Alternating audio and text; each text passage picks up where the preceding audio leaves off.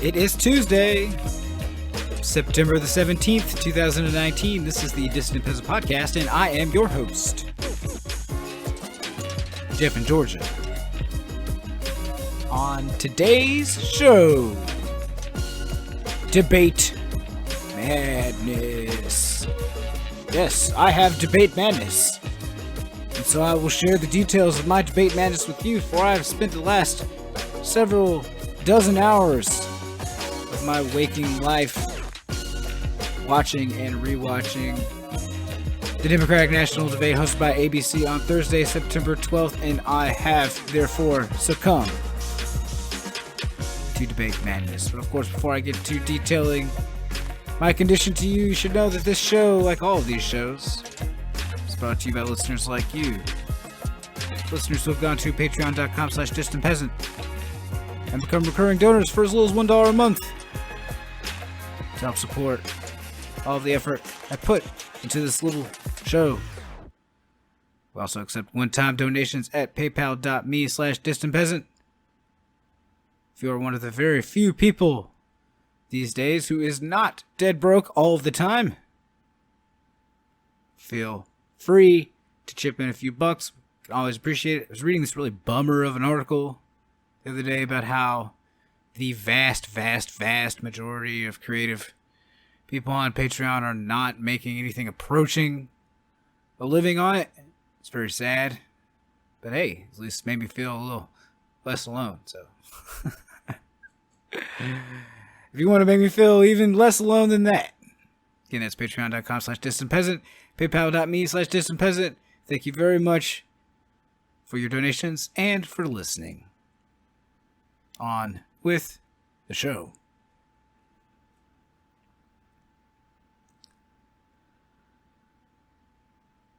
There's a certain kind of vanity I'm never going to be quite comfortable with inherent in this project.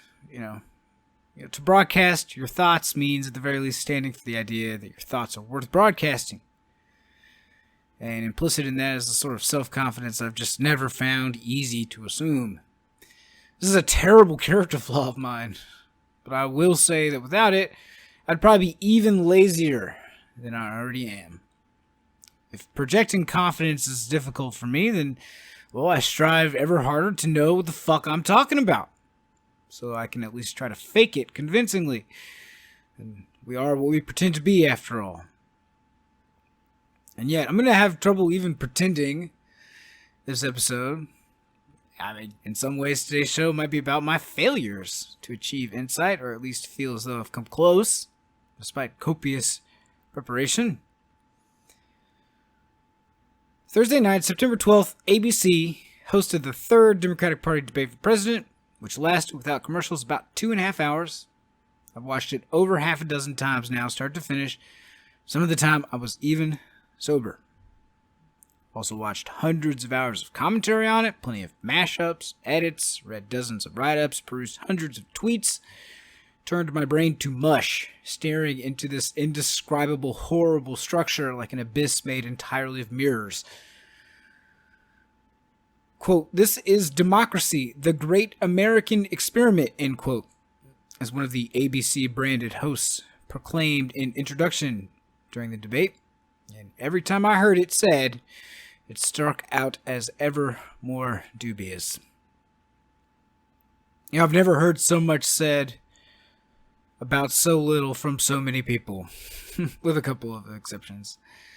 And yet things were said, a debate was had, and I actually do have takes, hot and cold, direct and meta, so let's find out together, I guess, if my decision to immerse my damaged consciousness in the great American experiment brought to you by ABC, a Disney corporation, was worth it. Let's talk about ABC first. Now, the elite press and media consensus is that the debate was well moderated, the questions and issues explored substantive, the hosts sharp but fair. The temptation for me to agree is fairly present here, but has far more to do with the incredibly low bars CNN set hosting previous debates. Yeah, there were questions here on climate change, gun control, healthcare, immigration, racism in America. I thought few of them were any good, and they were ignored by the candidates far more often than not with no consequences. For example, you ask Amy Klobuchar about her record as a state prosecutor and her prioritizing enforcement for low-level non-violent crimes, and her response is just, "That's not my record," and is allowed to talk about some unrelated subject, and also deliver sort of the worst amateur comedy club jokes I've ever heard. Kamala Harris had a few of those too, which she would deploy occasionally to help add some variety to her inevitable pivot no matter what she was asked, talking about Donald Trump and how much he sucks.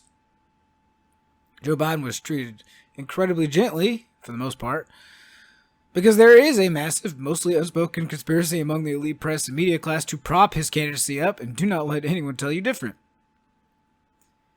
Yet even the mild challenging he received revealed a man who appears to have lost the ability to acknowledge any past mistakes or changes in his politics of any kind. And so in that sense, I suppose the moderators were slightly better than useless. Now, as for the questions themselves, they were frequently framed not just from the right wing politically, but from a Republican point of view. Cory Booker, you can't name any Republicans who will vote for a gun control bill. Senator Warren, you won't admit your plan will raise taxes. Bernie Sanders, why won't you answer for evil socialist dictators? Why won't you all admit that the Green New Deal will cost $11 quadrillion? What if the generals tell you have to stay in Afghanistan forever? And on and on. Now, the candidates themselves sometimes helped out with this. Biden in particular would ramble on and on, using dozens of words to basically say we can't afford Medicare for all. And by we, he means rich people. In short, ABC did a bad job, which would be a cold take if the previous debates hadn't sucked so much worse. So resist those who tell you the path of wisdom is to give this multinational corporation and its millionaire lackeys a little pat on the back for making a bunch of money broadcasting something that should be public and free. As for the candidates themselves, I'll mostly skip over the also-rans here. I'd rather talk big three.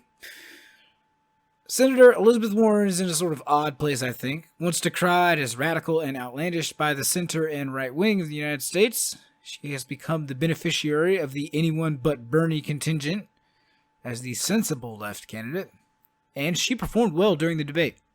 Liberal and conservative commentators both have held her up and continue to do so in the press. Quote, Elizabeth Warren's formidable stride. She comes out of the Democratic debate stronger than ever, end quote. Says the New York Times op-ed page. Quote, passionate and informed, she'll probably come out the winner, end quote, says USA Today's similar take-mongers. This is kind of in part what makes me a little nervous about Elizabeth Warren, whom I do like and respect a great deal, even if I don't consider her and I politically simpatico. This sort of dynamic will not last forever. I guarantee it. Let's game this out and take for granted that Elizabeth Warren wins the nod to be the general election candidate for the Democratic Party as cleanly as possible. She gets into that general election to face Trump and the GOP. Sympathetic press coverage will cease to work the same as soon as Trump starts his insult comedy routine and relentlessly attacks the media as fake news. The refs will be worked over as they always are, and you will see corporate media bend over backwards, giving whatever obvious and stupid bullshit Trump and the GOP spouts off undue weight and credence. This same dynamic played out in the elections of 2016. Clinton's coverage during the Democratic primary was beyond sympathetic to her. And during the general election, things played out much, much differently. Any candidate who's being artificially boosted in this manner, whose support is both less wide and less deep than it would otherwise be, is a risky bet. Because relying upon the elite media class of the United States to sustain popular political power is risky. Unless, of course, you share the values of unrestrained neoliberal capitalism, that is. And I don't think Warren does, to her credit. Which is why she cannot count on these manufacturers of consent. And that's leaving aside all the political and strategic differences between Warren and Sanders. Warren is capable, but careful not to talk about eliminating private health insurance companies, but instead talk of expanding public options, in contrast to Sanders, whose vision is straight up Medicare for all, socialized health insurance for all basic needs, period. Sanders wants to mobilize a peaceful political revolution with massive popular engagement to build a more social world where people enjoy a better quality of life, a life that's got more to it than the chase for mammon. Most notably, you can see this in his gestures of solidarity with real active members of the trade union movement, who are participating even now in labor actions. Warren has no such vision. She would save capitalism, accepting as negotiable and surmountable the contradictions between democracy and capitalism to make the system work better for everyone, as she says, quote, not just the wealthy and well-connected, end quote, implying that the system under her will work just fine for those people too, and not recognizing that it is those people, the wealthy and well-connected, whose boots are upon all our necks, metaphorically speaking. Speaking of the wealthy and well-connected, though, let's turn to their arch-enemy, Bernie Sanders. And whatever else you want to say about that guy, he's got the right enemies. He had a great night, with only a couple answers that I wish had been tweaked or slightly different. Not even going to go over them. His voice was worn, but he was not tired. Fended off Glass-Jaw Joe's erratic swings without much difficulty. He was so damn presidential that Biden accidentally called him president, even as the moderators were more hostile to Sanders than any other candidate. And that's just leaving aside the vast stretches of time in which they ignored him. Not much else to say directly about his performance, except he was energetic, consistent, passionate, and effective. Even as he spoke off the cuff, directly answered his opponents' and moderators' points. He is far and away both the safest and best nominee for the Democratic Party to choose this cycle, just like he was at the beginning of the race. Now, Biden was an absolute shit show, of course. You probably already know that. I hardly need to even detail it here, probably, but I will, because that shit was funny. And I gotta tell you, watching the whole debate over and over and over again was a big slog and a mistake, probably. The monotony of which was broken only by this idiot, who has apparently been told that if you can't be eloquent, cogent, or composed, you can just be assertive and confident, and that will be enough. The president my friend from Vermont thinks that, look, everybody says we want an option. The option I'm proposing is Medicare for all, Medicare for choice. If you want Medicare, if you lose the job from your insurance company, from your employer, you automatically can buy into this. But the difference between what I support and what you support, Vice President Biden, is that you require them to opt in. And I would not require them to opt in. They would automatically be enrolled. They wouldn't have to buy in. That's a big difference. They do not have to buy in. You just said that. You just said that 2 minutes ago. You just said 2 minutes ago that they would have to buy in. You said they would have to buy in. Have to buy in. If she qualifies are you forgetting what you said 2 minutes ago? Are you prepared to say tonight that you and President Obama made a mistake about deportations? Why should Latinos trust you? What Latinos should look at is comparing this president to the president we have is outrageous, number one. We didn't lock people up in cages. We didn't separate families. We didn't do all of those things. The Violence Against Women Act now, but then go back. You didn't answer the question. Well, the question is, did you make a mistake with those deportations? The president did the best thing that was able to be done at the time. How about you? I'm the Vice President of the United States. The teachers are I'm married to a teacher. My deceased wife is a teacher. They have every problem coming to them. We have to make sure that every single child does, in fact, have 3, 4, and 5-year-olds go to school, not daycare, school. We bring social workers into homes with parents to help them deal with how to raise their children. It's not that they don't want to help. They don't know quite what to do. Play the radio, make sure the television, make sure you have the record player on at night, the phone, make sure the kids hear word. A kid coming from a very poor school, or a very poor background, will hear 4 million words fewer spoken by the time they get there. There's so much I'm going to go like the rest of them do, twice over, okay? Because here's the deal.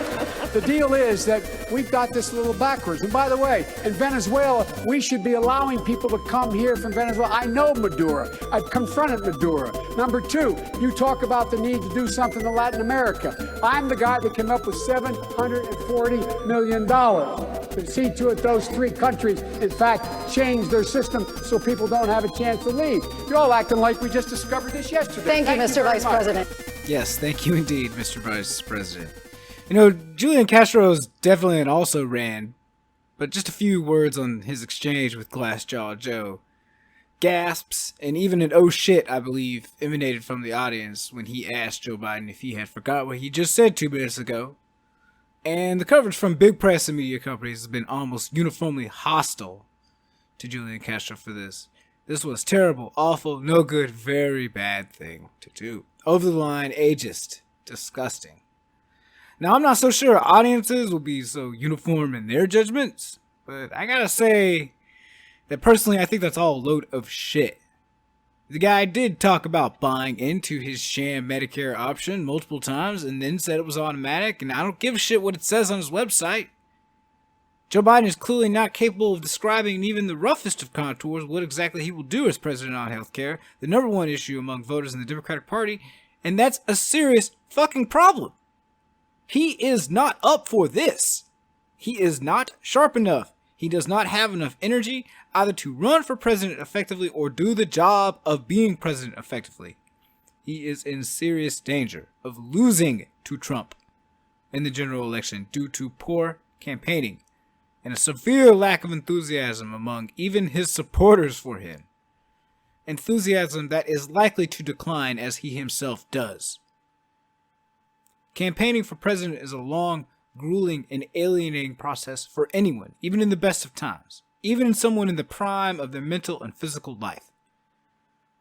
This is not about the number that is his age. It is about the fact that everyone who doesn't die young will grow old. They will become less attractive, less strong, less smart, less capable than they once were. This is the way of the universe, a truth older than science, older than words. There is no shame in it. Joe Biden's shame is in his vanity. That he believes himself resistant to this idea, despite very clear evidence and probably personal advice to him from friends and family to the contrary. That same vanity has made him overly defensive, sclerotic in his politics, unable to admit any mistakes from his past. This alone, in my opinion, is enough to be disqualifying. Joe Biden should drop out of the race. That's what I had thought, anyway. Now, Jamil Smith of the Rolling Stone, among other people, concurs with me that Joe Biden should drop out and does point to his debate performance for evidence, but he details different reasons that I think are worth considering. Now, I found a lot of the talk about racism and white supremacy during the debate to be surface level, rhetorical, diagnostic perhaps, but with very little serious talk about how exactly to fight or, even better, dismantle the institutions and practices perpetuating the United States' racial caste system, real estate, housing policy, the way education is funded through property taxes, crucially, the nation's police, criminal justice system. But even so, when the moderators turned to him and read some of Biden's own incredibly offensive words about how he doesn't feel responsible for the sins of his ancestors regarding racial segregation in schools specifically, as you heard some of in the clip above, he instead gave a cursory nod towards increasing federal spending on the nation's poorest schools and then launched into a diatribe about how badly parented poor children are. I'm actually going to quote in part from Jamil Smith's article here. Quote, "That's the current frontrunner for the Democratic presidential nomination, A. First appearing to treat the mere mention of an old segregationist quote of his as ridiculous, then B. Responding to a question about repairing the legacy of slavery by saying that the government needs to have teachers go into the homes of kids in poor schools to teach the parents how to raise those children. And what color are the children disproportionately going to those poor schools? Nowhere in that answer is a prescription for making the poor families less so, nor for improving the schools. It's the kind of paternalistic racism that has so long existed in both liberal and conservative circles, and was on Thursday night spilling out of the mouth of the former vice president on the campus of a historically black college. It was all quite a sight to behold. I should mention that there is a C. Biden never truly gave Davis's question any serious consideration. Whether or not white political candidates like Biden consider repairing slavery's legacy to be a more abstract and amorphous notion than protecting Obamacare or ending Trump's policies of migrant persecution, it is at the very heart of the fight to end systemic racism and white supremacy. Metastasizing both have been top agenda items for the Trump administration, yet the top contender appears not to have even the vocabulary to engage in an anti-racist conversation, let alone combat Trump's agenda properly. He chose to use that stage to proselytize about record players in the homes of poor families of color who need the teachers to raise their kids for them. Who chooses to do that in a party that needs black voters to win? End quote. It's all well said, I think. Something I didn't immediately notice. We're fair and balanced here at the Dissident Peasant Podcast. Now, coverage of the debate among media outlets tasked with chopping over 2 hours of footage up into short, digestible pieces has been incredibly squirrely. Biden is rarely shown directly responding to any questions or speaking at length, precisely because he demonstrated repeatedly throughout the night that he was not capable of doing so. Quote, his best debate performance of the campaign, end quote, Boston Globe. Quote, delivered the kind of performance his supporters have been waiting for, combative when needed, and in the thick of the action throughout, end quote. That's Washington Post. Absolute horseshit. Funnily enough, some right-wing ghouls are actually far closer to the truth in their assessments of the debate, particularly Biden's performance. A, quote, disaster, and, quote, is the left-wing media covering for Joe Biden, end quote.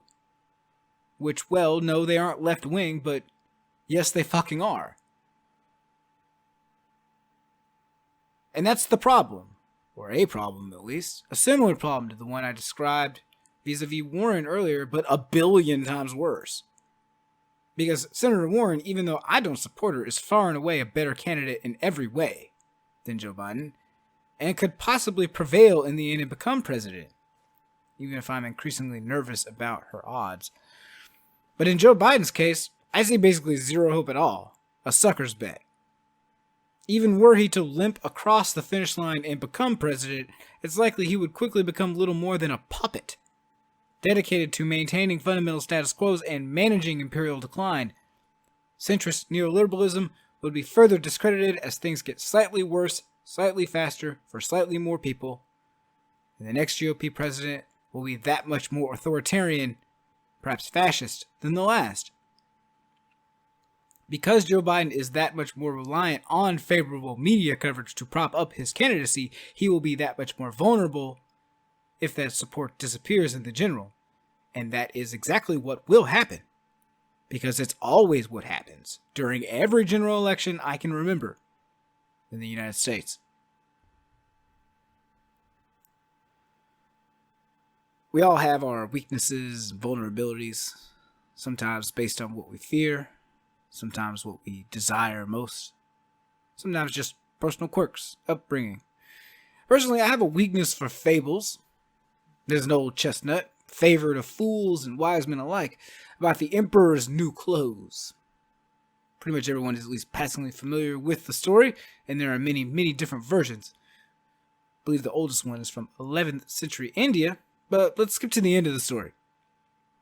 In some versions, like the Hans Christian Andersen one, it is a small child who exposes the garments that can only be seen by the smart or good or wise or highborn, depending on the story. Now, I prefer some other versions, like the Sri Lankan tale of the invisible silk robe, also known as Concerning a Foolish King, where it is the small folk, the peasantry, that great mass of people who do all the fucking work and always have, who expose the king as a fool and his garments as a lie. Joe Biden is king, and his swindlers are those who cloak him in a protective media bubble, who lie about his performance, who make excuses for his politics. And there are a great deal of courtiers, liberal and conservative alike, who have decided to indulge this practice, either to cynically forestall progress in America, or because they too need others to see them as highborn. They will claim they can see his clothes, and that they are not one of those rabbly peasants who find it blindingly obvious that Joe Biden is barely up to even run for president, let alone be a good president. In the end of that story, the small folk do reveal the ruse. Though in our modern retelling, perhaps the king's courtiers would log on to Twitter and start yelling directly at peasants that no, actually, Joe Biden is smart and quick-thinking as ever. Shut up, shut up, shut up, you ageist piece of shit. And I sometimes worry that in a postmodern world of instant telecommunication and easily produced propaganda, and collapsing faith in institutions, all this might mean that it's actually possible for the first time ever in history to convince at least some of the masses that the emperor's clothes are actually nice and wonderful. It might even be possible to run that lie far and long enough to get Joe Biden into the general election, which horrifies me. So if I can conclude my debate madness episode with anything, it's this. I know it's easy to feel isolated, like you're going insane if you're following politics from a leftish place. How is it that this guy, who's famous for being a terrible campaigner on a national stage for decades now, and he's doing worse than he ever has before on multiple levels, why is he not being universally encouraged to drop out and go farm cabbages? You aren't insane. And maybe I'm saying that more for my own benefit than anyone else's, but it's what I believe in any case. I'm always a little short on hope for the future in politics on this show, I guess, but I can at least offer you that. The comfort that no, actually, you are seeing what you're seeing in plain sight, and you aren't crazy to be concerned. Of all the candidates on that stage and off on Thursday, Joe Biden is the one with the strongest case that he should drop out immediately. Because he has proven himself to be the worst possible candidate to face Trump in the general election, the worst possible candidate to be President of the United States out of anyone running for the Democratic nomination. Mark my words. Thank you for listening. That's really cool that you did that. If you want to support the time it took for me to write this episode, record it, edit it, post it, and also, reward me for giving myself the world's most pointless headache of all time, I suppose. Watching this dog shit debate, looking for a fucking nugget of wisdom anywhere I can find it, then patreon.com/distantpeasant is the place for you. PayPal.me/distantpeasant is the tip jar. Please put money in there. I will see you next time with historical stuff. Promise.